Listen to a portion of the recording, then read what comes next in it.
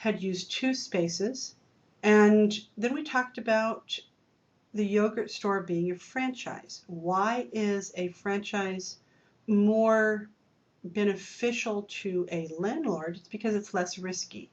You generally put up funds in the amount of your rent as security, so for your franchise, so everybody knows everyone's going to get paid.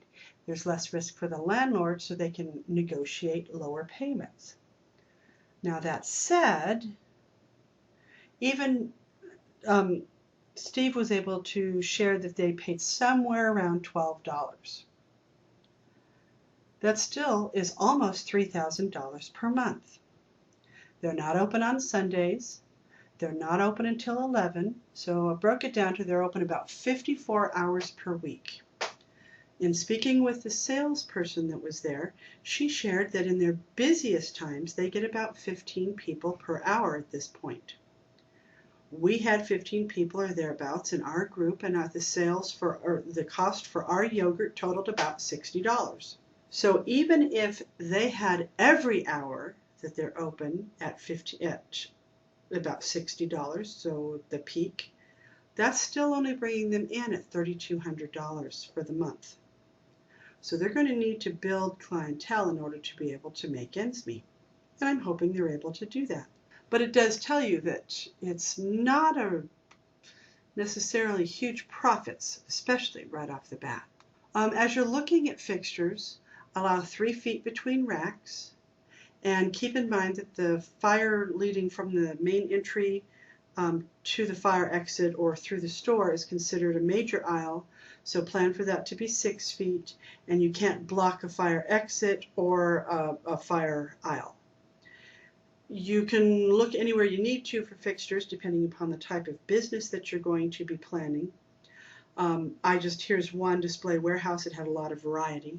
You may not want to own a store. You may choose that you want to manage a store, and there's a lot of pros and cons. If you're the store manager, you choose the hours that you want to work. If you are the store owner, you get to work all the hours. It's just the way it is, especially at the beginning. You can count on the percentage of net income above regular paycheck. It's a pretty common way to get paid as a upper level store manager.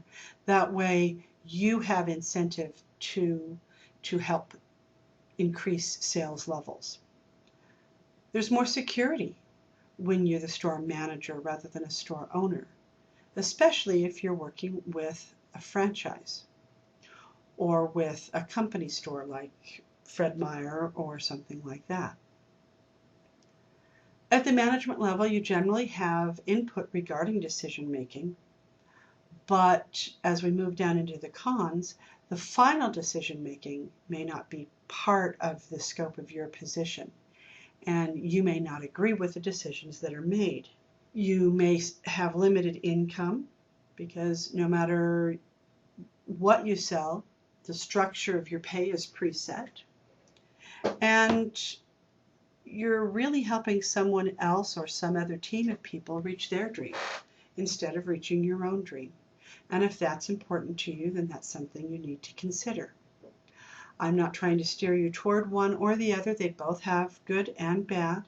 It's something that you have to consider based on your dreams. So where next are we headed for this class? Well, the first thing that you're going to do is you're going to lay out your physical design of your store. Well, you have to decide what your store is first, and let me know so that I can, and let me know the name of your business so I can post it in the groups area in Blackboard. Then you're going to lay out the hardscape of your store and decide paint colors and types of fixtures or furniture or bathrooms or storage or everything that needs to go into your store. You're going to have a few weeks to work on this and to finalize it. I want to know where you're purchasing your materials and how much they cost. So you're looking at this as if it were a real project. Not really doing it, but I want you to have done the homework to be able to show me what costs are. And during week 7, you're going to be meeting with me. Those that are taking the class and taking this class on campus, you'll be meeting with me during class hours. Those that are doing it online will meet with me using a program called Captivate. And then you will discuss the physical layout of your store. And once that's been approved and we're set there, then we will also touch on the inventory that you're going to carry.